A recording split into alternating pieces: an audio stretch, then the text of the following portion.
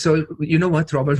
One of the most interesting experiences I've had with No More Mr. Nice Guy was this. It came recommended to me at a stage of my life where I was perceived by others, if you want, because of my public work, to be wise. So I was like, Okay. yeah, who's giving me this? It's like, you know what? And every page at the beginning, like I think I read the first page and I was like, it might not be for me. I'm a nice guy. I like to be a nice guy, right? And then literally every single paragraph afterwards, I was like, oh, yes, I do that stuff. Oh, is this guy spying on me? Like, oh my God, yes, that's exactly me, right? And then, of course, I was like, seriously, there is something there. Is this like a very well-known pattern? And then I got into that bit where I said, but hey, what's wrong with being a nice guy? And that's exactly when you hit me. It's like, yes, there is something wrong with being a nice guy. Now, I don't think my listeners are fully aware of this. I'm going to recommend very strongly for every single one of them, man or woman, to read the book. But let's brief them very quickly.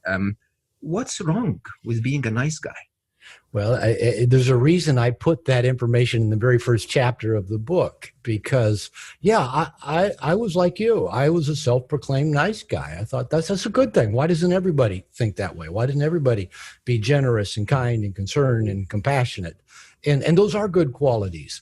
But what I first began discovering in me, and then began noticing other men I was working with as a therapist, was this belief system that if I'm a good guy, if I do everything right, then I'll be liked, I'll be loved, I'll get my needs met.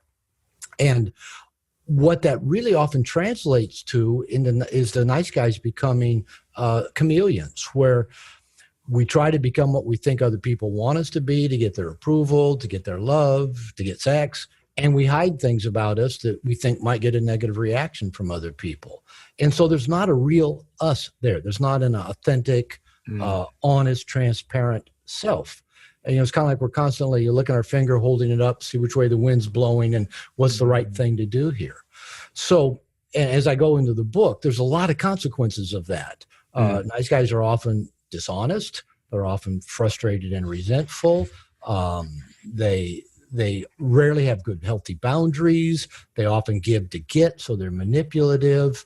And they often have a lot of hidden behavior that they keep hidden, sometimes from themselves, but often. No, but hold on. Let's not skim through that, because I think that's really the core of the issue.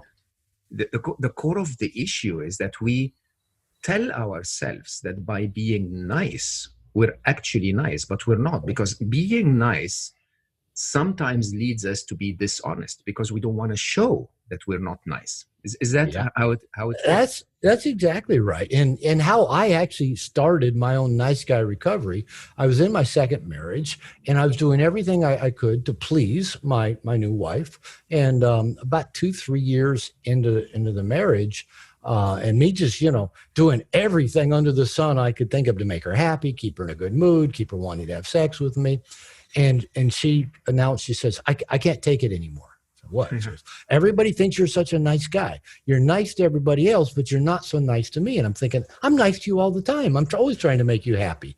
And she said, I can't take it. I'm going to leave if you don't go get help. And I go, what are you talking about? You're the one who's unhappy and angry and moody all the time. And she said, I can't take your passive aggressiveness anymore. Now, I was in my early 30s to mid 30s. I already had a PhD in marriage and family therapy, and I didn't really know what she was even saying when she said, I can't take your passive aggressiveness anymore. And so I actually did go to a 12-step group and to therapy and then joined a men's group, all trying to figure out why me being a nice guy didn't make her happy. So the core piece that she was objecting to, it was just the tip of the iceberg, right? Me being passive aggressive, me expressing my anger in indirect, roundabout ways. But it also involved, me hiding things I thought she might react negatively to, not telling her what I really thought, what I really wanted, not telling her if I was upset about something. Sometimes I would just let that stuff build until it would all just kind of blow up. And she used to, my ex-wife referred to this as my victim pukes. And man, they were not nice. They were not nice at all. So here I'm on one extreme. I'm passive aggressive, expressing my anger really indirectly, pokes, jabs, put downs, embarrassing her in public, not following through on things, or just flat blowing up and, puking everything I've been rehearsing about I wanted to say, that's not so nice. And, after some of those victim pukes, she would ask me, how long has this been bothering you? And I'd think about it and go, I don't know, 6 months or so. And she goes, did it ever cross your mind to just talk to me about this? And I said, no, honestly not. It never entered my mind that maybe I should just tell you I'm upset about something. That was all that hiding, the repressing, the avoiding. That was just one example of how I wasn't so nice. Yeah, but then you explain this so clearly. It's because of that contract that was never signed. Covert contracts. Yeah, there's 3 of them. 3 of them that have never been signed, and I talk about those in the book. But I've been working on me and with Nice Guys for 20 years since the book came out. So I've really honed this down to 3 basic covert contracts of Nice Guys, and they're covert, they're hidden. We're not even often conscious, and nobody else has signed off on the contract, as you said. But basically, they're these 3 things, and they're all if-then propositions, and they're all basically manipulative. They're giving to get. So covert contract number 1, if I'm a good guy, whatever that means, then I will be liked, loved, and the people I want to have sex with will want to have sex with me. And we can come back to all 3 of these, but all of them are highly ineffective. Covert contract number 2 is that if I meet your needs without you having to ask, then you will meet my needs without me having to ask. Yeah. All kinds of problems with that one. Totally. Covert contract number 3, if I do everything right, and I'm the scorekeeper, by the way, I got a big scoreboard, right, as per my view of right. Yeah, I'm the judge, jury, official, whatever. If I do everything right, then I will have a smooth, problem-free life. Now, of course, life is not smooth and problem-free, but Nice Guys have this Peter Pan magical thinking, I can just get it right, and then everything will go fine at work. And, my boss will never be upset, or my wife will never be unhappy, or women will like me and love me and want to be with me. My book's written to men, but women do these things as well. They've got the same contracts. I'll tell you openly, this is the most important book on the planet for women to read. Because in reality, the reason a man becomes a nice guy is a woman. I mean, again, this was so eye-opening at the beginning of the book that, the fact that we grow up to a mother and then go to school where 90% of the teachers in young age are women, and then we go, and we get influenced in a very interesting way, but by what women didn't like about their men, not really what they want in men. And so we grow up being nice guys because we want to please women. That is a huge, huge piece of it, is wanting that validation from women, wanting the love of women, wanting to have a girlfriend, someone to connect with, and of course, wanting sex.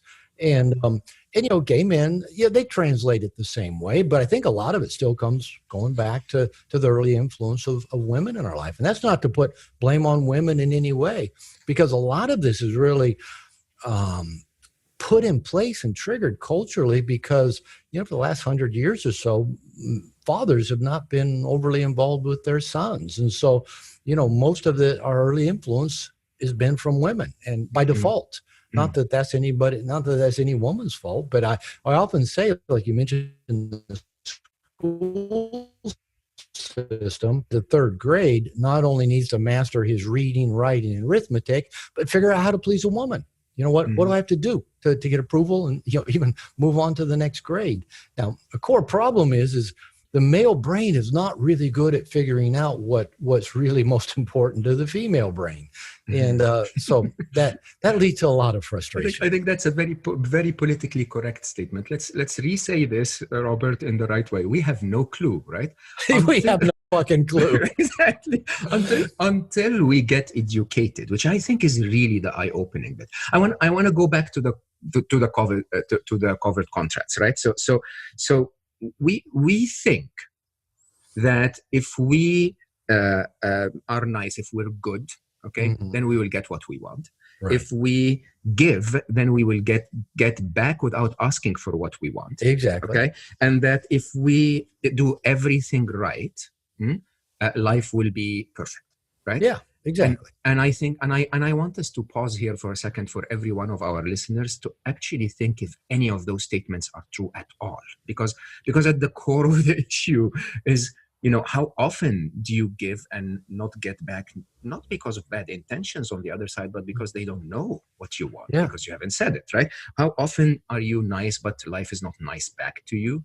Yeah. How often do you do things right, but things don't go right? They go wrong sometimes. And at the core of this whole idea is, if you haven't signed that contract, don't expect that contract to be kept, right? I mean, it's never been signed. It's never been signed. And nice guys live this contract in every aspect of life. They play it out at work. They play it out in their relationship with women. Basically, they play it out with God and the cosmos. Hey, I'm doing it all right. How come everything doesn't just work out the way it should go? Now, add another piece to this that I go into in the book, is that especially around the getting our needs met, nice guys are terrible receivers. We're not good at getting our needs met. Most every nice guy I've ever worked with, includes me, feels like we're doing something wrong if we have needs and want someone to help us get them met, that we're bad, that someone's going to be mad at us. And so, for example, while we're out there giving to, quote, get through our covert contracts, not only do we not express what we need or want, we tend to surround ourselves with people that are the least capable, usually, of actually giving anything back. And if people do try to give back, we don't let them. Pretty much every woman I've ever been with in my adult life says, Robert, you're really difficult to give to. And I know exactly. And I've had to address that. I've had to accept the reality of that by making myself so needless and wantless, that it's challenging for people to find some space to even come in and give to me and get the joy of giving to me, because for most people, giving is a joyous thing. And I tell nice guys all the time, you being a terrible receiver robs people of the joy of giving. Let people give to you. And that's really almost a paradoxical worldview for most nice guys. So the reason nice guys will do this is because they believe that it takes away from the contract. Like if I receive, then basically I am less worthy to get the contract, fulfilled. Well, honestly, this is one of those pieces I think varies for every guy. And is one of those pieces is kind of deep down in dark emotional stuff. For a lot of guys, we think, okay, dad's needy and demands all the attention in the family. I won't be like dad. And if I have needs, then I'm like dad and I'm bad. Or my older sibling that's sick or acting out all the time is such a strain on mother. So I'll be just needless and wantless and never a moment's problem. But it seems at times for many men, and including me, to go even deeper, almost like I'm evil. I'm bad. I'm going to be punished severely for having needs. And if people see that I have needs, or if I ask them to help me meet my needs, the response is going to be, annihilating. It feels that strong for a lot of nice guys. And so it really is excruciating when I work with men around making their needs a priority. I mean, I'll give guys a legal pad and say, let's talk about, you making your needs and wants a priority. Let's start just writing some things down. And guys will just stare at the page and go, I don't even know where to start with making my needs a priority. And they think they're doing something wrong to say, I want this, I need this. And even doing something wronger if they ask somebody to help them with that. Yeah. No, I'll go do it myself. Nice guys often tend to think, well, I'll just go do it myself. I don't need anybody else to help me with this. Yeah. And it's that whole idea of I'm tough, I won't cry, I won't show I have needs. I can get those things done. I'm a man, I'm a good man, I'm a capable man. And that includes, I don't need any help from outside of me. And which is as wrong as it can be. But at the same time, here we are, giving and giving and giving with the hope of getting back, even though we're not good at receiving, and then getting pissed off because nobody seems to give as much back as we give, whether that's a girlfriend, a coworker, or God. It's kind of like, how come? And so now we're all pissed off at them when the truth is we've made it almost impossible for anybody to give to us. It's shocking. It's shocking how true this is. I remember vividly in my mid-20s, when I started to become unhappy about life. I had a journey where I became very, very successful and very rich, but very unhappy about life, right? And I complained about everything, including, why is God not giving me back? And I remember vividly an evening, I must have been 28 or something, working my ass off, right? But then my friends are getting a little bit ahead of me. They're getting better jobs. They're growing. And I remember I sat next to my fish tank, which was like my pride. And I really loved how to make this thing beautiful. And 4 fish died that day. Oh, no. Yeah. And I raise my hand to God and I go what the fuck is wrong with you? It's like, I'm doing everything right here, right? Why are you not dealing with me as per the contract, right? Yeah. Why am I not getting back, right? And it's so cathartic to swear at God, isn't it? And I'm actually, I know you're not very religious, but I actually am quite religious. I'm like, I was just debating the agreement. It's like, isn't that what they told me? That if I was going to be good, I was going to get things back, right? Yes. But here's the dilemma, Robert. And I think this is really very eye-opening for a lot of people. Let's take relationships, right? So because relationships are a big part of unhappiness in the world, and it's a big part of my focus in my work on happiness. So we nice guys, or men in general, even the ones that are not really nice, we don't get exactly what women want, right? We assume that women want us to be nice, okay? So we act nice and it pisses women off, because in all reality, women think they want us to be nice, but in reality, they don't. Nice actually bores them, and you said even repulses them. That's the pissed off part. And that is a complex statement to say, but it's actually a very simple statement to solve if you get it, right? But by saying, honestly, give a woman what she wants, not what she thinks she wants. Is that what you're saying? Yeah. And we could parse this apart. And as you're right, we're starting to tread into areas. So here's the thing. And we can dive more into this because it's related, but it's another big piece. Is that here's number one. I've been telling men for a long time that for women to experience attraction and sexual arousal towards a man and want to stay with him over time, they have to experience what I call emotional tension. Now, women say, I want a nice guy. But then when nice guys go, why do they go off with the jerks? Yeah. Well, the jerks create emotional tension. Now, for women, I found it doesn't matter if that emotional tension is positive or negative. They just need it to feel attraction and arousal towards a man.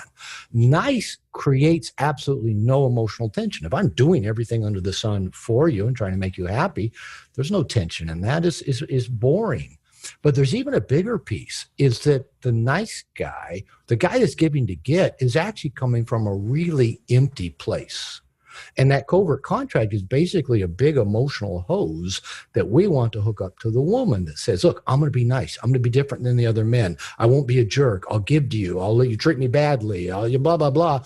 And in return, what's that in return that we're wanting? That's the big emotional hose that we want to come fill our empty bucket, because we haven't been doing a good job of filling our own bucket. In my experience, overflowing buckets, when a person is taking really good care of themselves, taking responsibility for their needs, surrounding themselves with people who are available and want to help them get their needs met, people, professionals, institutions, hobbies, practices, then that bucket's full. I found that is amazingly attractive to all things feminine. money, opportunity, women, dogs, cats, babies. But when that bucket is empty and we're going to the feminine, opportunity, money, adventure, women, with an empty bucket and a hose that we want to, get them to, to fill our bucket, it repulses them. And like I say, it angers It does them. repulse them. It's basically, after a while, they go like, where's the man in that? Yeah, that's disgusting. And I've had so many women say, if a man can't stand up to me, how will he ever stand up for me? Or if a man lets me walk all over him, why, as I heard David Data say, what woman would be turned on by a man whose greatest passion is her? And so this nice guy thing that we think we're doing the right thing to please women, and we think, because we've heard them complain about the jerk, so we're not trying not to be that. The truth is we create no emotional tension. We've got the big emotional hose that we want to hook up to them, and there's no sense of self in us for them to actually be drawn to. And then we're perplexed and can't figure out why. I've done everything right. How come I don't have a girlfriend? How come I never get laid? How come? And then the resentments build up because we've made women our God and say, okay, I'm doing this for you, God. Look, I'm doing it for you. Like me back, like you in your fish tank and God, how come? And then when that resentment builds up, women can sense that. They can sense our bitterness and resentment. We're trying to cover it up with the facade of niceness, but they sense our bitterness and resentment, and they want to get away from it, as far away from it as they can. Yeah, but so here we are, you and I, two dudes with bald heads talking about what women want. So there you go. Yeah, that's got to be a recipe for disaster somewhere. No, but seriously, so women listening to this, if you disagree, find us on social media and say you disagree. But if you do agree, please find us on social media and say that you agree, because I think this is very important. If men out there, because women also complain that men are not giving them what they want. But, if men out there get to know that a woman actually wants a man to stand up to her, when it's right, lovingly, caringly, but she wants that in her life, and that the constant nice guy is a turn off. I think men need to know that. Now, talk about emotional tension again. What is an emotional? Is an emotion supposed to be attraction? What is an emotional tension? Okay. The way I describe emotional tension, the example I used to give to men to illustrate is, just go watch a typical chick flick, where, there's a man and a woman and there's tension between them. Maybe he thinks she's a ball breaking bitch and she thinks he's an arrogant jerk, and we know they're going to get together. Why? Because we've seen the formula enough times. Exactly. Or there's some social thing keeping them apart or whatever. But we know they're going to get together because there's tension in it. But, we watch the first act of the movie and, all that's building and we know they're going to get together. Okay. End of act one, they do. They get together. It's great. Most of act two, everything's great. Fireworks, adventures, great pillow talk, all that stuff. But towards the end of act two, something happens to break that tension up. For guys watching the movie, we go, okay, they fell in love, let's leave. For the women, no. We need more tension. So the end of act two, something happens to break up. There's this beautiful union. His ex-girlfriend comes around looking sexy, wanting to give it another try, or, their parents forbid them to see each other, or the woman thinks she's been neglecting her career, so she goes to Africa to dive into and they're miserable and they're apart. And women are just soaking this up, and we men are going, can we leave now? Is this over yet? and so for most of act three, there's this tension between them. We see they're both miserable. We know they should be together, but they're both being such stupid idiots that they, and then finally their friends or circumstance find a way to trick them to, come back into each other's presence. And then they resist. That's all tension, right? And then finally they give in. Right. And then they both profess, I'm so stupid. No, I'm so stupid. And, they're beautiful. Everything's great, blah, blah, blah. And then the credits roll and they have the wedding scene and everybody's dancing and, blah, blah, blah. And we've seen it 1,000 times. They keep making that same movie over and over again. Yeah. Why? Because women keep paying to go see that movie. So it doesn't matter if it's Sex in the City. It doesn't matter if it's daytime drama. It doesn't matter if it's The Bachelor. It doesn't matter if it's nighttime soap, Grey's Anatomy. It's the emotional tension that arouses the female. Now, we men like some degree of emotional tension. You know, we'll get it in our sporting events, but they've all got a clock. Right? They end at a certain time. We'll go watch, you know, Sly or Vin or The Rock or whoever being in an action movie, but we know it's going to end in 2 hours, right? And we know it's all ridiculous. But we don't like emotional tension in our personal relationships. Remember, we want them smooth and calm and easygoing and predictable. So here's the problem. I believe in general, I'm going to make general statements. So in general, women need emotional tension to feel attraction to a man, to be sexually aroused by him. And that can be caused by 10,000 different things. For men, our emotional tension towards a woman is usually caused by one or two things. Usually her boob, her butt. With women, it's a multiple of things. And we men can't predict those. We just can't. We think we can, but we can't. You know, we think, oh, I'll drive a hot car, or, you know, make a bunch of money, or, you know, I'll have six-pack abs, and, you know, that will do the trick. But, you know, women told me, I love your hands, or I love your shaved head, or I love your kind eyes, or I love your kissable lips. Those aren't the things I thought were going to get me laid. But they create an emotional tension and it varies, of course, in every woman. So for the woman, they need the emotional tension to be attracted to a man, have sexual arousal, and to want to stay connected to him and sexually aroused by him over time. I've been a marriage therapist for over 30 years. And of course, that's one of just the biggest complaints men and women both have in long-term relationships. The sex just dies out. So my theory is that on the other side of that equation is, in general, men don't like emotional tension, especially in intimate personal relationships. So not only do we not create any by the way we live or interact with women, which therefore that women have nothing to be attracted to or aroused by, again, that niceness doesn't create tension for women. Totally. So either we don't create it, or if there is some tension in the relationship, we try to solve it as quickly as we can and get everything back to good. So, you know, we don't have to deal with, you know, that noise, because it is noise to us men. Or if the woman's creating what I call negative emotional tension. Now, you know, this sounds really weird to men, but for women, they don't really care if the emotional tension is positive or negative. It's totally true.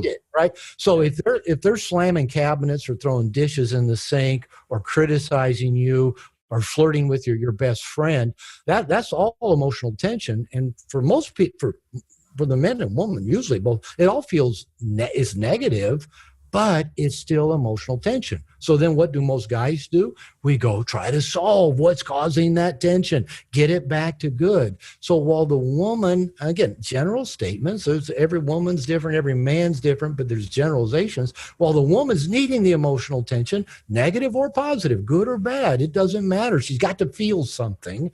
The guy doesn't want to feel anything, so he's doing his damnedest to put those fires out every time they come up. And then we men can't figure out why women either aren't attracted to us in the first place, or after they get to know us after a second or third date and we're trying our best to please them and get them to like us, why they never call us back again, why they ghost us and never come around, or why our wife, after, you know, 2 or 3 years in a marriage, just, you know, it's just too tired, not interested in sex anymore. And we can't figure that out. So this is really interesting, because in an interesting way, it's you know, definitely one of the biggest challenges with happiness is relationships, and one of the biggest challenges with relationships is that the sex dies out, right? And what you're saying here is actually quite interesting, because the nature of a steady relationship by the man and also by the woman is to try and reduce tension and increase predictability. It's like, hey, can we make this easy, right? But then when it's easy, it's not hot anymore. It's not exciting anymore.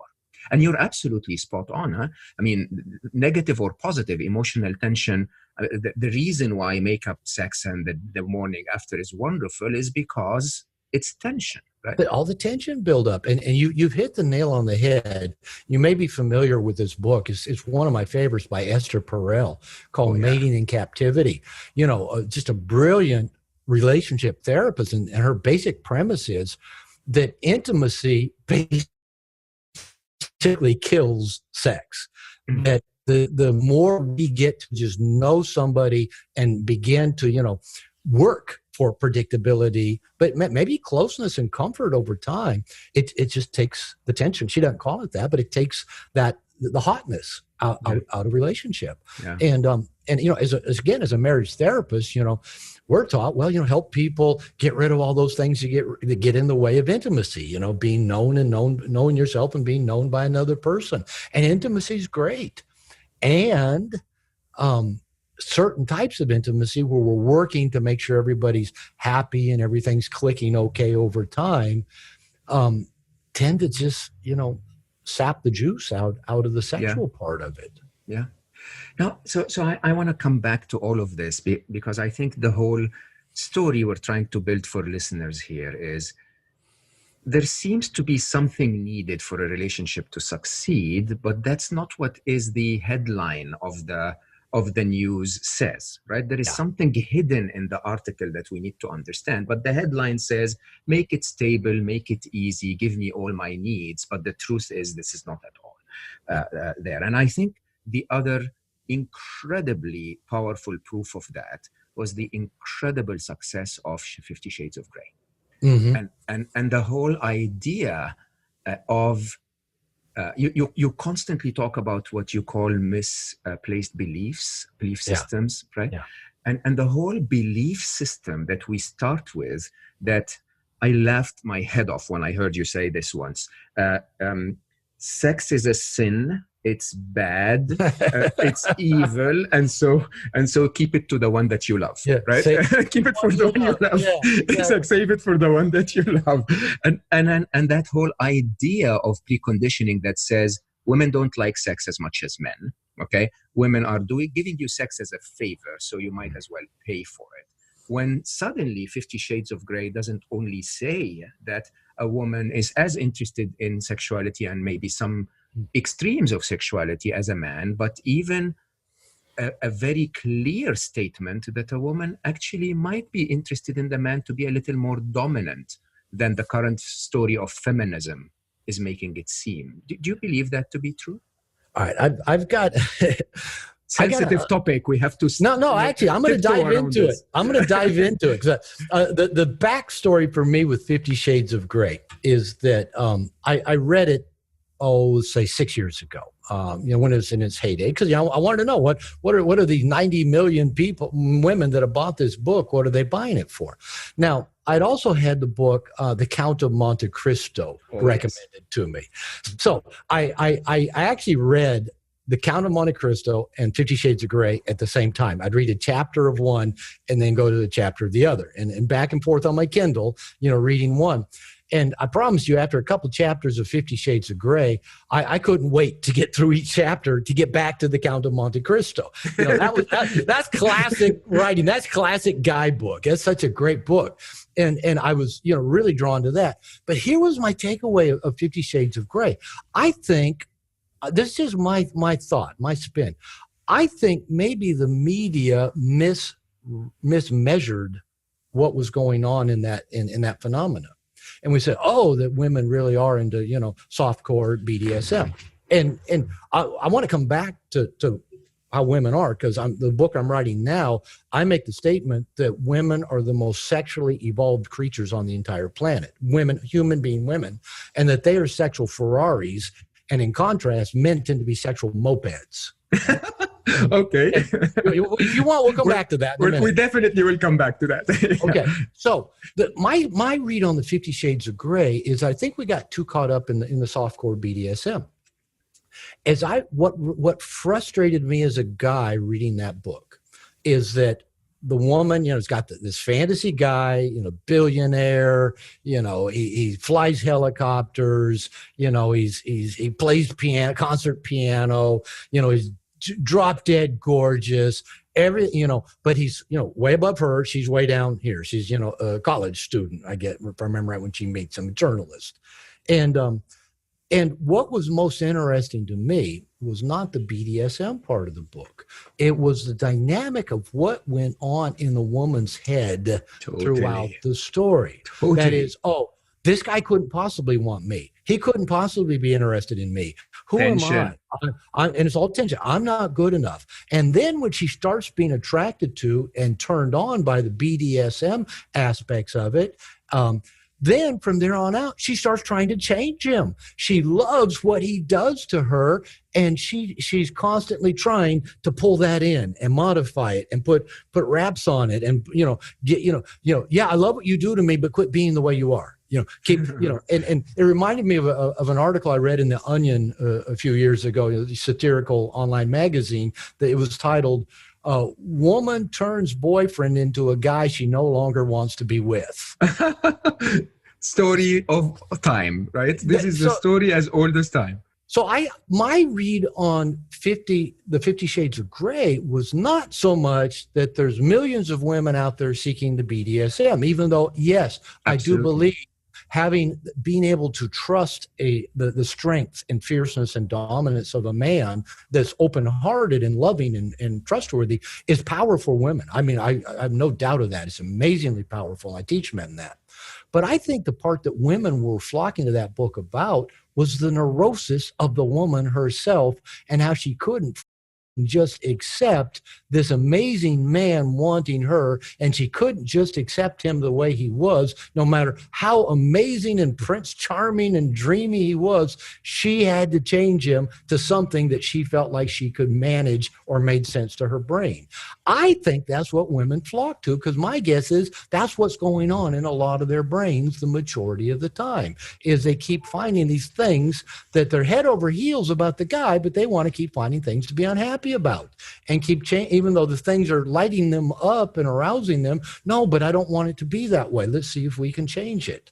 And so I think that's what women were relating to most in that book, not the softcore BDSM. That was actually the most boring part of the book. The BDSM part, just like, okay, I'm snoozing now. Let's get back to the Count of Monte Cristo. That's interesting. Exactly. But that's so interesting, because once again, it's not the violent part of it, okay? But it's that whole idea of, I'm sorry to say, eventually, Hollywood still turned it into a chick flick, because eventually she sort of changes him. She gets him to be exactly what she wants, or at least closer to where she wants. That's so sad. That's so sad. Yeah, that's the third movie, and the third movie is like, I'm sure for every woman is like, oh my God, that's amazing, I can do that too. Which I have to say is misleading, because men will rarely ever change that drastically, I believe, for a woman. Yeah. As a matter of fact, if they do,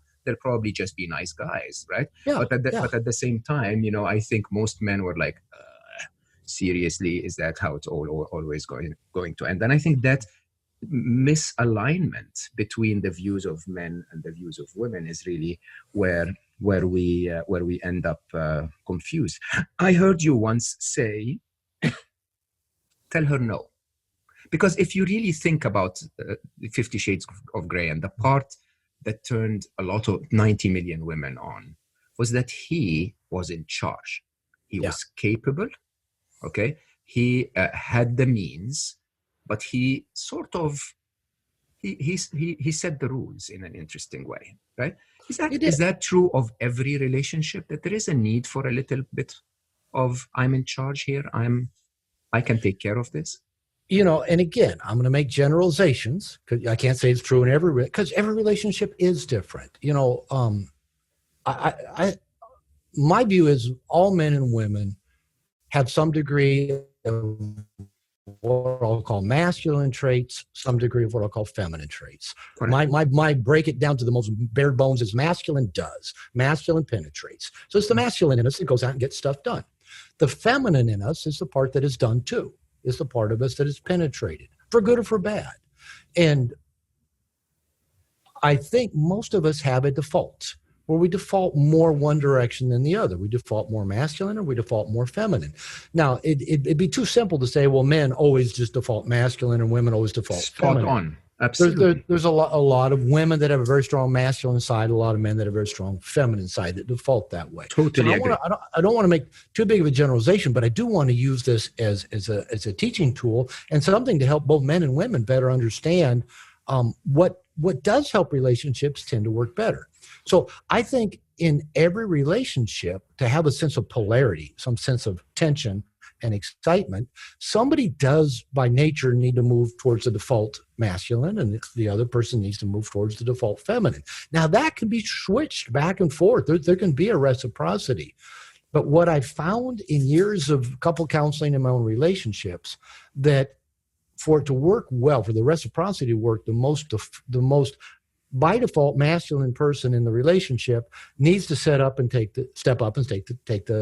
tone and take the lead. Now it's not about control. It's not even about dominance in the way that we hear it spoken of. It's showing up with a plan and being open to discussion, negotiation, movement. But it's just I've asked women countless times, how do you feel when your man says, what do you want to do tonight? You want to do something tonight? You want to go out? You want to get dinner? Where do you want to go? Women consistently tell me they hate it. Now, they'll make the decision if we burden them with it. But most women in society nowadays have to be in their masculine so much. Whether they're raising kids, that's masculine. Whether they're going to work, that's masculine. Just getting ready to go on the date is masculine. All the things they got to do, right? And so for us men to burden the woman with more masculine decision making, not that they can't, they can. Many women are a lot stronger than we men. My wife's Mexican. And so we speak all in Spanish to each other. And she tells me somewhat regularly, and she tells other people that she knows she's got big balls, and her balls are bigger than mine. They are. She's a tough chick. I mean, she grew up 8 out of 10 kids, alcoholic family, poverty, Guadalajara, Mexico, being beat by older siblings, beat by neighbors. She's tough, right? I grew up in a white bread environment, a suburb of Seattle, Washington, filled with Boeing engineers' families, We're very different. But my wife says, I know I got big balls, and I know they're bigger than you, but I don't ever want to feel like my balls are bigger than yours. I don't want to be with you, and I say jump, and you say, yes, dear, how high? And a story that she likes to tell, that I've told a few times, is early on in our relationship, before we got married, and she bought an old piece of Honda Accord, and I called it Coche Feo, which is ugly car. Her kids love the name. But she wanted me to drive if we ever went anywhere. I was living down here part of the year in Mexico, so I didn't have a vehicle here. And I remember one time I was taking her back to work. She owned a spa. And so I'm taking her in her car back to work, driving. And the spa was down a one-way street. And so I'm driving up another one-way street, right angle to it. And she says, you can just pull over here and let me out. And I just calmly said no, and kept driving to the next block, which was a one-way street the other way. And then when I turned that street, and she said, you can let me out here. I just said no. And then I came to a stoplight, which would put me on another one-way street. She knew what I was doing. I was just making the block to come back to drop her off right in front of her spa, her space. So I'm waiting now at a stoplight to make 2 more turns or to get her. And after the second or third time I told her no, she just moves over, gives me a kiss, and says, I love it when you tell me no. Mm. So in that moment, I could have let her out at any of those places because it's what she wanted, right? It's what she said she wanted. Let me out here. I'm thinking, no, I'm going to let her out in front of her space. That's 3 less streets she has to cross, a couple of them busy, to get to her space. That was me looking out for what I thought was best for the two of us. Not me being controlling, not me trying to dominate her, me just asking myself what feels right, what seems like. And she gave me a big kiss and said, I love it when you tell me no. Now, is every woman like that? No. But in my experience, again, women have enough shit they got to be in charge of every day that they want a man that matches their strength. They want a man that's got a spine and balls and can stand up and say, no, I'm doing it this way. They want that fierceness because it lets them then relax into a space in which they can, going back to 50 Shades of Grey, they can open up and be done to in ways that feel good. But if they don't feel safe, if they don't feel trusting with the man, if they don't think the man, is man enough to be their man, they won't ever trust enough to open up and be taken. And being taken is the deepest feminine bliss imaginable. And that that I think is where things become super clear, right? Because if you try to do those things without deserving to be her man, you're a jerk, right? If you Mm-hmm. don't try to do those things, you're a nice guy, Yeah. right?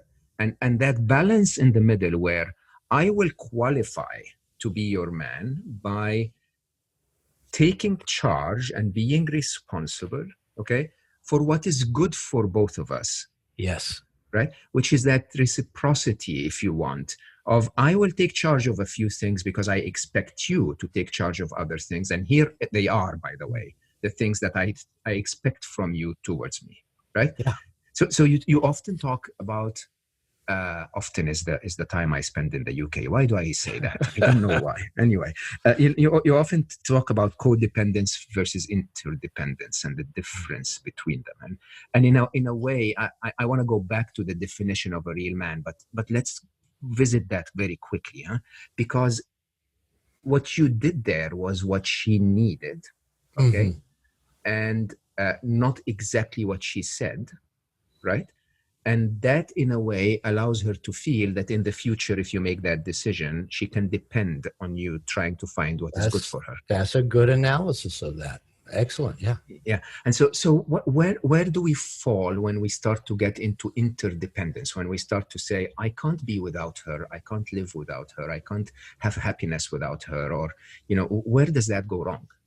Yeah, well, where it goes wrong, and I don't use the word codependency in the book, No More Mr. Nice Guy, and I did that on purpose because at that time when I wrote the book, nobody had actually addressed the issue of codependency in men.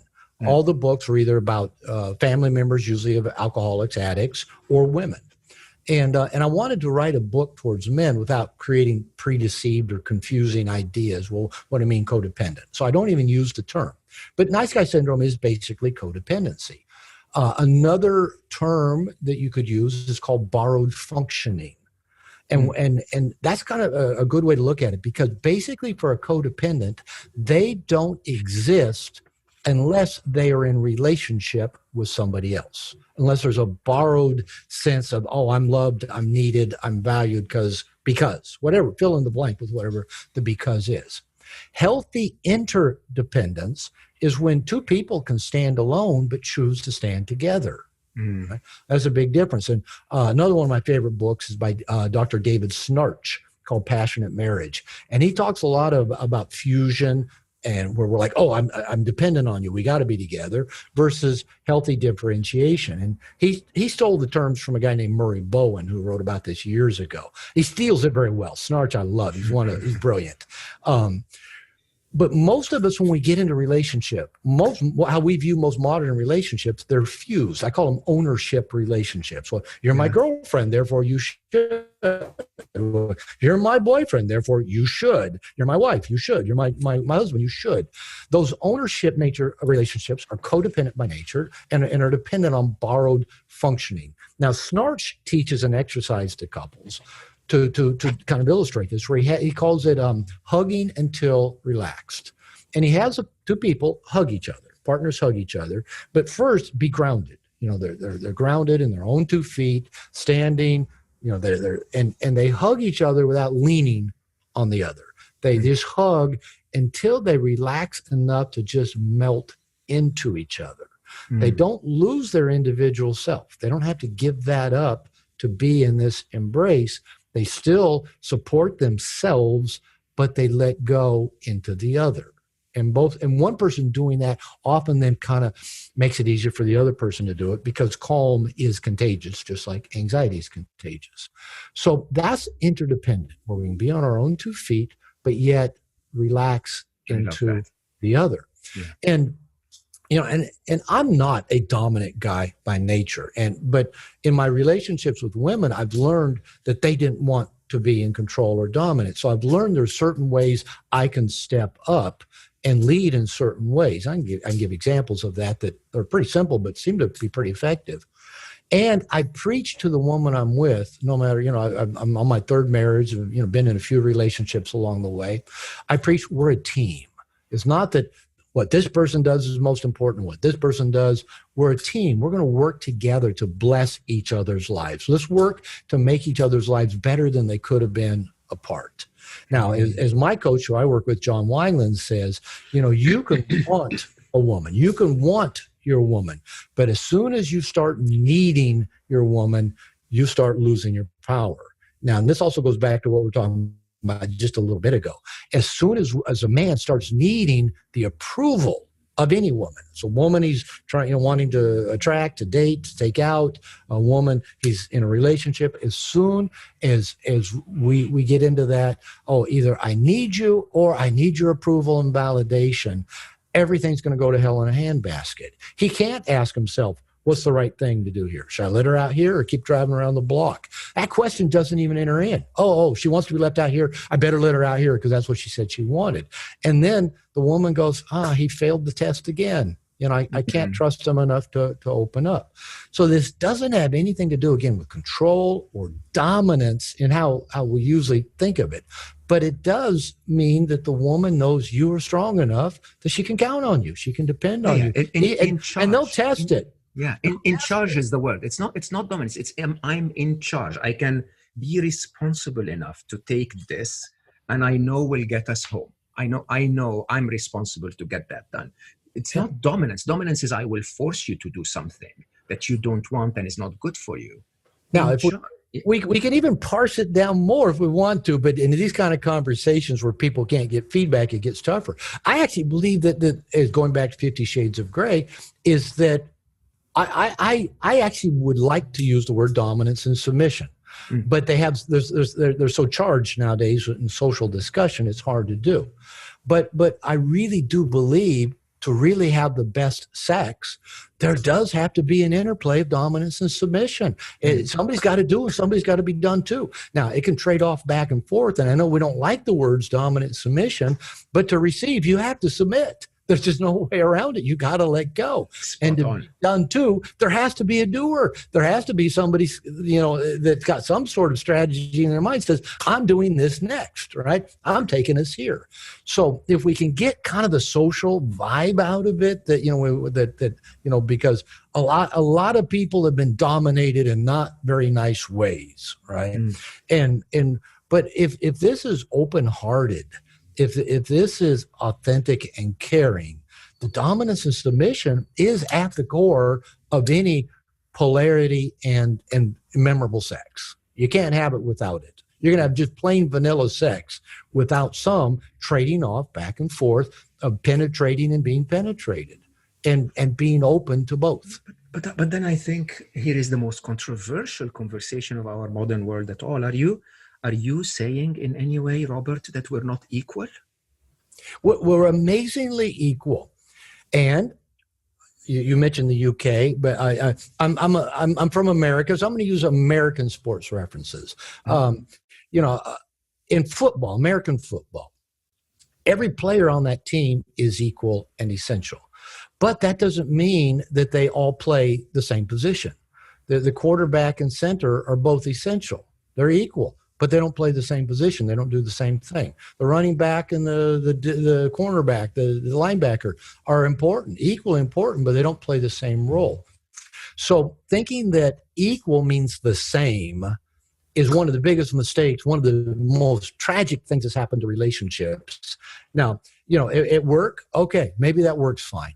In intimate relationship, sameness gets boring really, really quick.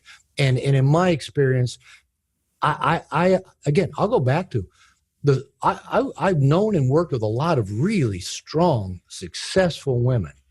And again, they don't want to be, quote, equal. I mean, they of course want their relationships to be equally yoked, but they don't want to be in the same role that their partner is. They want a diversity of roles, and they want to be able to move out of that role of I'm in charge of everything all the time.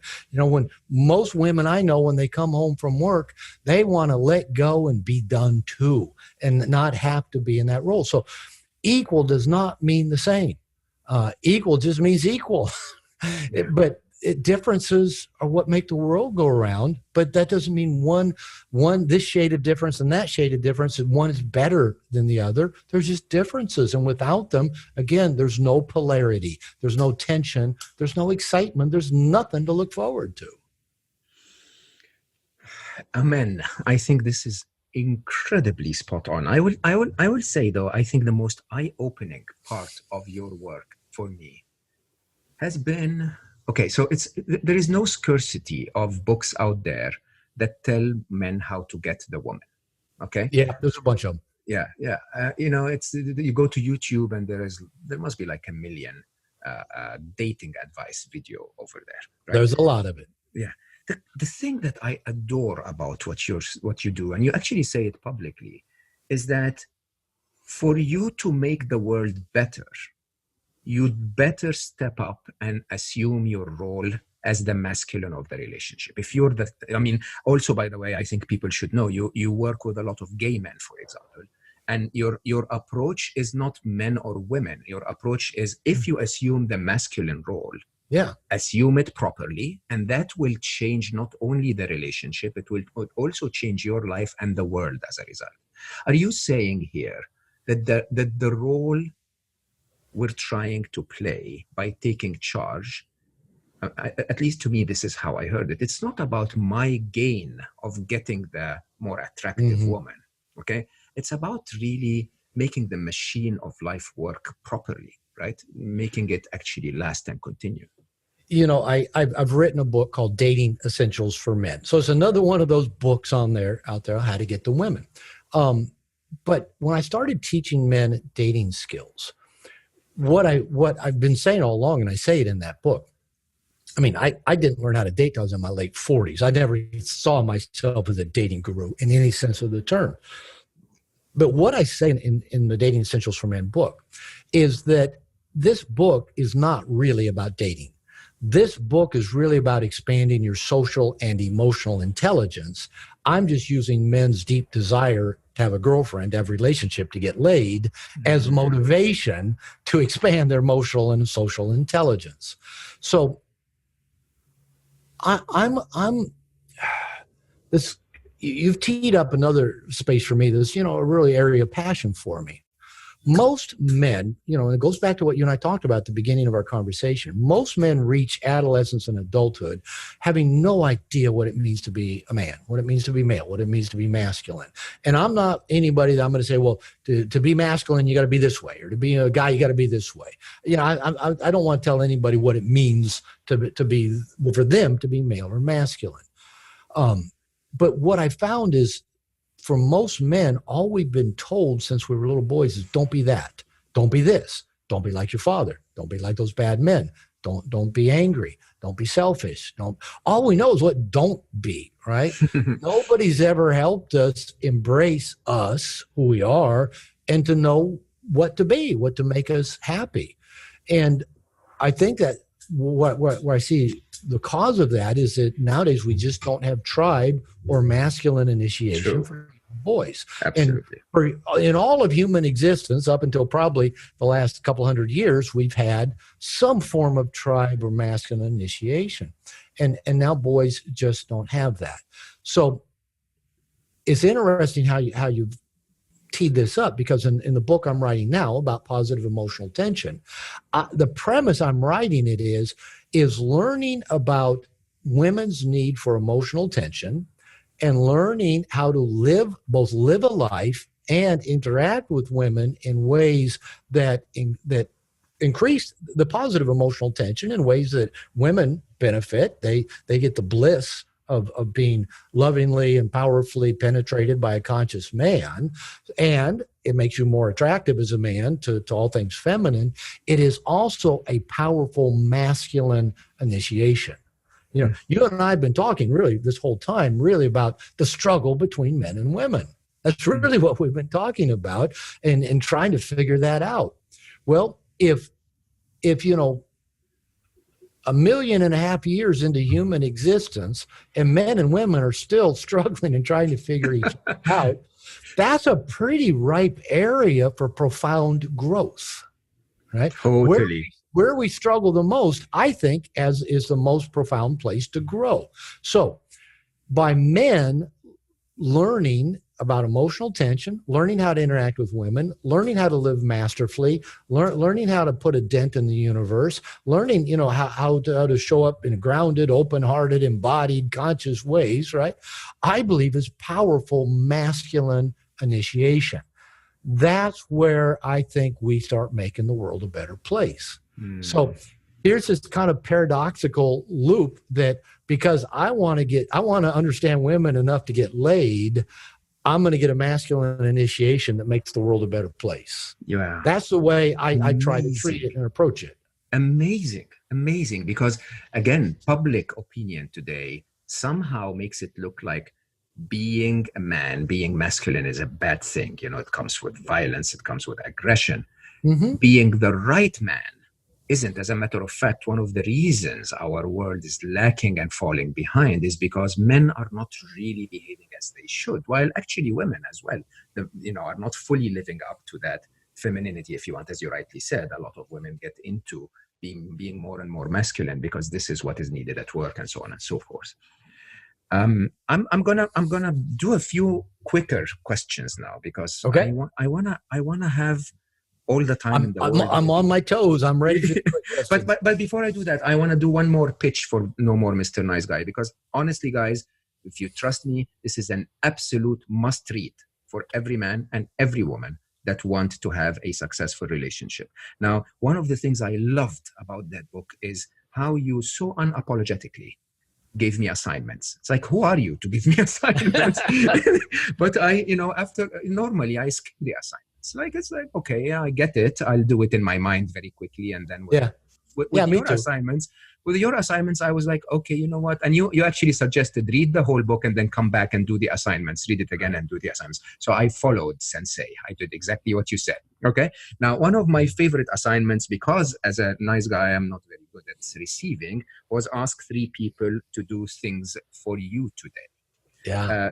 Tell me a bit about this assignment, because it seems to me that the idea of self-love and being worthy, healthy self-interest is what you call it, seems to be something that's very, very important for a No More Mr. Nice Guy. It's beyond important. It's essential. I'm dropping a lot of my favorite books here. Another one of my all-time favorite books is called The Road Less Traveled by Scott Peck. I've heard it's the all-time best-selling self-help book. And he talks in there about, he has sections on discipline, love. And on the section on love, he talks about how children come to feel love, not just think they're lovable, but to be loved, right? To sense I am loved. And he says if parents are meeting their own needs, basically filling their own buckets up, paying attention to their children, giving them enough attention that they know what the needs of their children are, and then meeting the child's needs in timely and judicious ways. I also add to that equation in consistent ways as well. The child internalizes the beliefs, I'm important, I'm lovable, my needs are important, and the world is like my family. I.e., children are going to go out into the world and with, hey, I'm valuable, I'm lovable, and my needs are important, and people want to help me meet them. Right? Yeah. And when I present this model to guys in my workshops, most of them go, oh, no, that didn't happen in my family. That's not the belief system I grew up with. And so for most nice guys, because our needs were not met in these timely, judicious ways, we tend to believe I'm not important, I'm not lovable, I'm not valuable, my needs are not important. Often for most nice guys, added into that, if we were kind of pulled up to be our parents, we're parentified by our parent to take care of their needs, we also develop a core belief that I'm not good enough. And we believe the world is like our family. So we go out there believing I'm not lovable, my needs aren't that important, I'm not good enough, and the world's going to reflect that. So if we want to change that dynamic, now these aren't just thoughts. This is wired into our emotional brain, into our amygdala, into the fight, flight, freeze, survival, respiration, heartbeat part of our brain.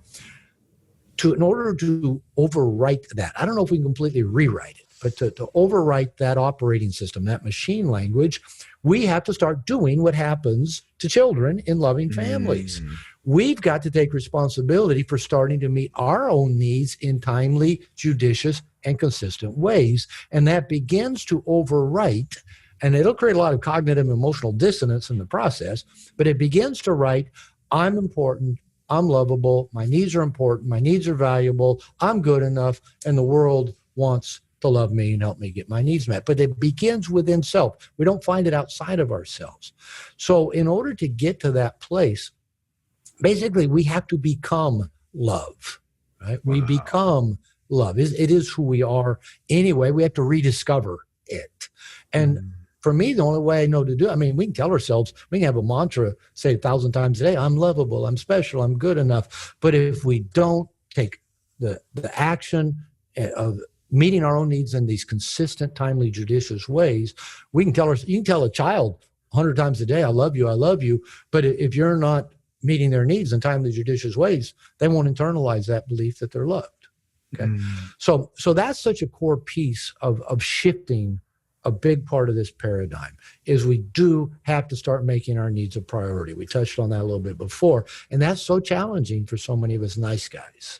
So I forget now what you teed that question up with, but maybe you can bring it back. You're not such a dude after all. I'm not such a dude. What do you mean by that? We are loved. That is so profound when you really think about it. I think that's that idea of fixing what was missing. That actually is really, really eye-opening. The reason I teed up that question is because I'm going to do the assignment right now. Okay. That's right. The breaking free assignments. Yeah. So you said ask 3 people to do something for you. I'm going to ask a few thousand people who are listening right now, because seriously, if you're still here, you are admiring that conversation with Robert as much as I am, which basically means you find this valuable. So do your bit. Tell others about it, because I think 1 million people should listen to Robert speaking today. You know me, I'm trying to make 1 billion people happy. I'm not going to make 1 billion people happy alone.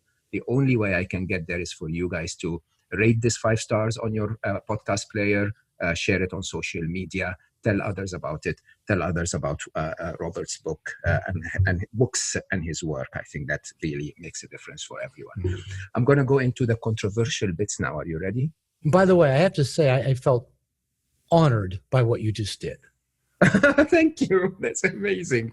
Yes, did you guys see my sensei likes my work, right? I'm doing well. Let's go to the sex Ferrari. What was that? Where did that come from? You said women are Ferrari, and we are the what? Sexual Ferrari. Mopeds. Think about it. Like I said, this is in the upcoming book that I'm working on. Think about it. We've got this cultural idea, women aren't that highly sexual, aren't that interested in sex, that they're choosy, that they have to protect their precious eggs, that they're hypergamous, that, they got to get the best guy with the best genes and the most money. I think all that's horseshit. I think the men in the manosphere love talking about all that, but it's horseshit. Women are the most sexually evolved human beings are the most sexually evolved creatures on the planet.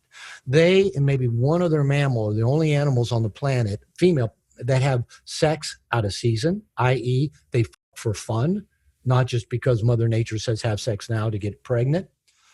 Women have more parts on their body that can trigger orgasms than any other creature. We men have 1, maybe 2. Women, I'm not going to even go into all the different places I've known women got triggered into orgasm. Women can think themselves into orgasms. Women can have sex and orgasm and be ready to have sex again. Men, we're basically, I'll just put it bluntly, we just want to find a hole to stick our dick in and ejaculate. That's pretty much what men see sex as. Just find a nice warm hole and I'm happy. Women are so much more fucking complex. They're like I said, they're like Ferraris. They're complex. And they are just wired to have constant sex and a variety of sex. Now, again, men are, and maybe women are going scratching their heads going, I think a lot of women are listening going, somebody finally gets it. Yeah, I can do it, blah, blah, blah. But here's the thing. Here's kind of my clincher on this. If women were not highly sexed or interested in sex or didn't want to have sex with lots of different penises, Why have men worked, really since the patriarchy began about 10,000 years ago, and men started owning stuff rather than being tribal and communal, and started owning a piece of land, a cow, a tree, our partners, our kids. Since that time began, men, I believe two things happened. Like you hear the kind of standard narrative, wanted to start managing paternity. Since now I own stuff and resources are scarce, I better make sure if I'm taking care of a kid, it's really, is my own seed, my own DNA. But I think the bigger piece is once we quit being communally sexual as a tribe, where every man and every woman had access to partners in the tribe, because Mother Nature loves that. Mother Nature loves lots of penises and lots of vaginas, right? So when we quit doing that, and we men set up this thing where now all of a sudden, we're owning stuff and start limiting men's access to vaginas and women's access to penises. What happened is we men, so I got to get shit done. I got a cow, I got a crop, I got to go to war, I got to get this done.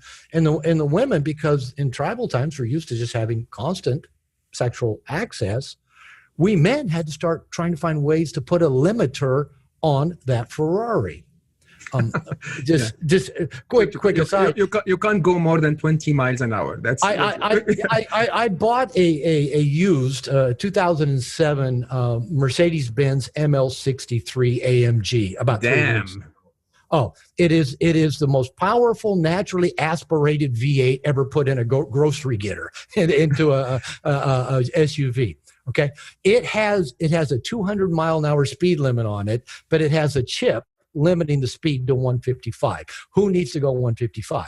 But you can buy a chip and replace that to take the limiter off it to where I guess it'll go 200 miles an hour, which, that's my desire. I think for all humans, you just need to remove the chip, and then nature will go to the 220. And let nature do what nature does. Exactly. So what's happened, if women were not highly sexually evolved and wanted a lot of sex, why did we invent religion about 6,000 years ago and turn sex into a sin, mainly to control the women's of being sexual? Why do we stone adulteresses?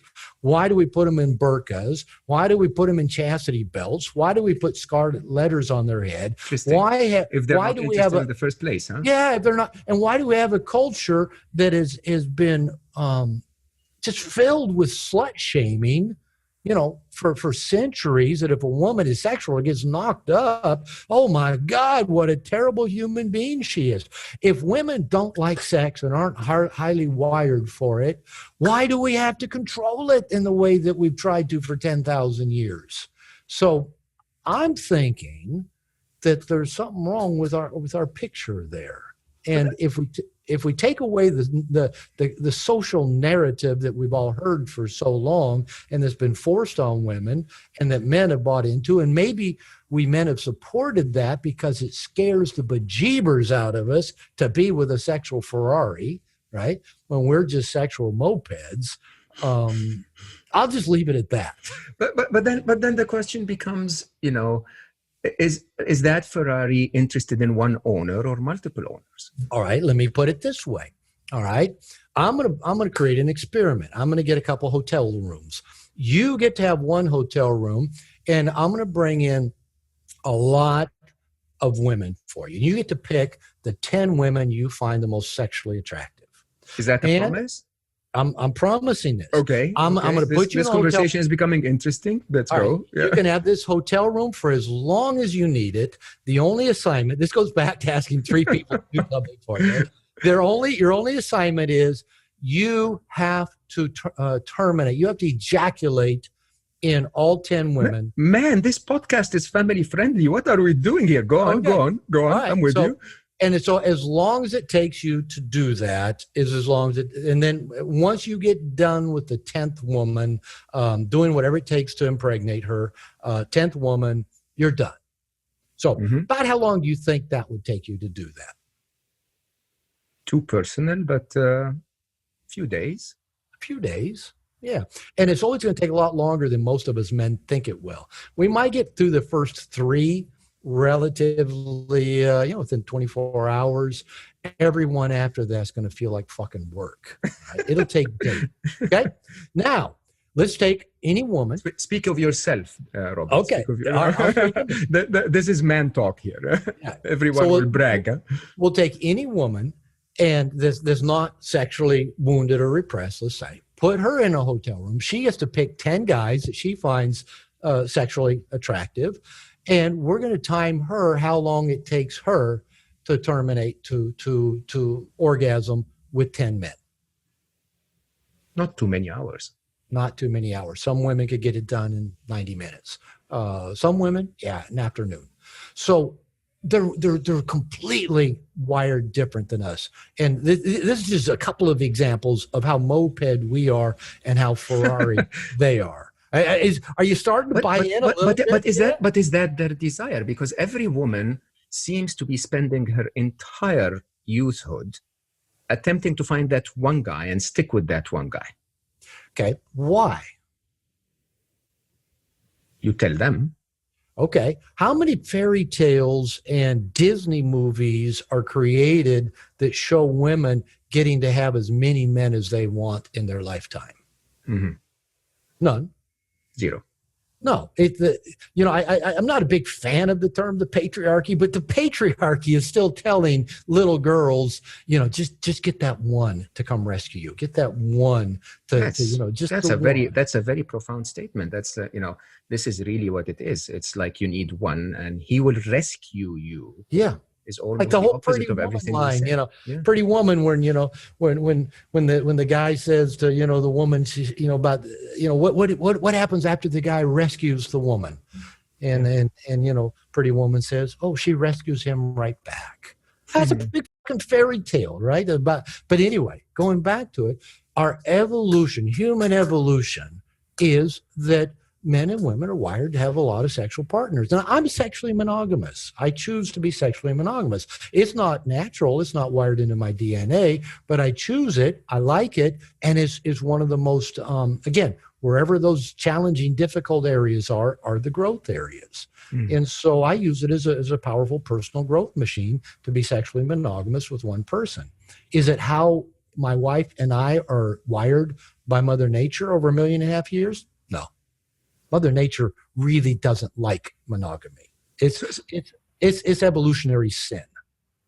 So yeah, exactly, because it basically limits the possibilities of procreation, right? So it's and the possibility even though society will say it provides for a better environment for children to grow in, but if we're not living in a tribe, it does. If we're living in a tribe, that's ideal.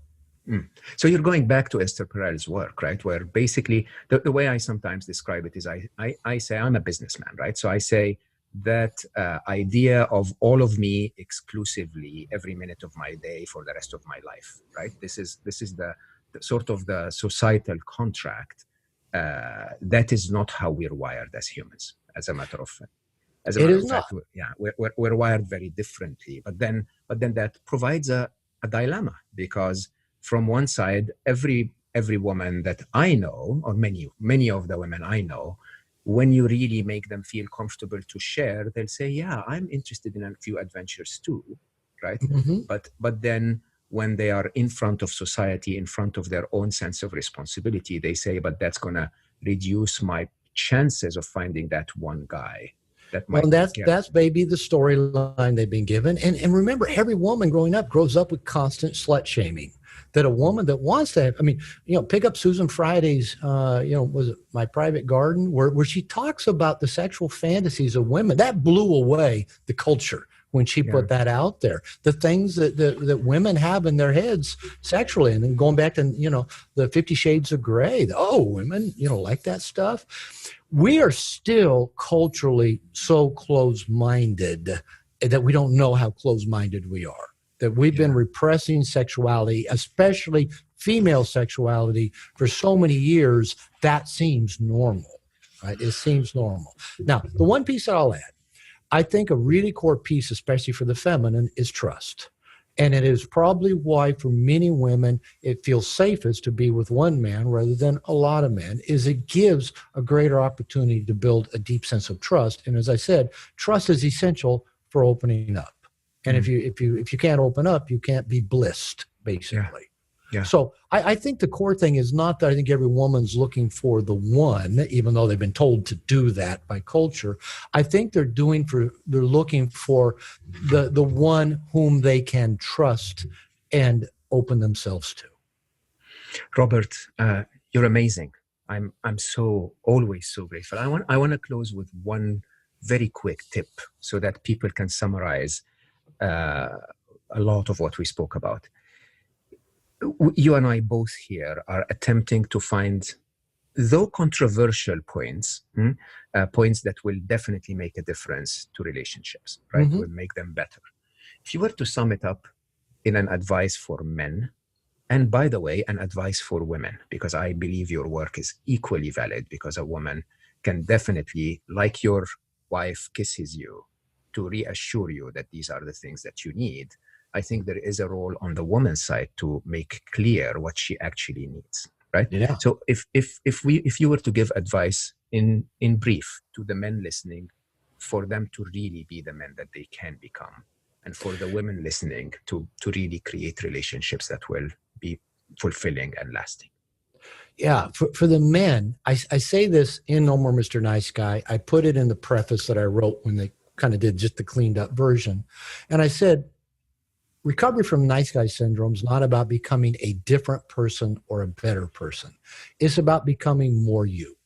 It's about loving you, embracing you, every part of you. All the part that you like the world to see, all the parts you don't want the world to see. Integrating all of those and loving and embracing you. Now, to do that, I firmly believe we men need a tribe. And I believe any way that men can find to go connect deeply with other men. I don't care if it's through martial arts. I don't care if it's through a divorce support group, through a men's group, through Mankind Project, 12 Steps, whatever. Go find tribe and connect with men. I think that is the way we then can embrace the deepest sense of who we are and honor the fact that we're a man. And it's okay to be a man, and we surround ourselves with men that support that. Yeah, and for a woman? For a woman is that, in my experience, the more time you spend in your masculine trying to get stuff done, that's what's been imposed on women culturally. They've been told that's how you're going to get fulfilled. And there is fulfillment in that. But my experience is, if you don't give yourself opportunity to be done to let go for a little while, to be open and receptive. Without doing that, you're not going to find your deepest heart's longing. So again, I'll encourage women to challenge that, because most women nowadays have been brought up teaching, no, you got to go get the degree, you got to go get the career, you got to go compete, you got to go. But I know when my book came out 17 years ago, I went to New York to do a book tour, and my editor at Barnes & Noble took me out to dinner with her fiance, I think, and he was an attorney, and with another couple, and they were both professionals, and neither women had children at that time, and both women, they were in their mid-30s, said, I think I'm ready for something different. They'd been doing the hard-driven career, get it done. And they both said, I think I'm ready for something different. And so I'd say to women, be willing to honor that. It's not either or. You don't have to give this up to have that, but you do have to open a door for this other to happen. So I shall forever call you sensei. I'll forever smile when you say it. and I'll always be grateful for what you taught me, Robert, and taught so many of us. Thank you. I love your work. I'm very grateful for the time that you've given us. And thank you for this invitation. Can't wait for the next book. Come on, write faster. You are love. I feel nothing but love in your presence. So thank you for this opportunity, and I look forward to talking again.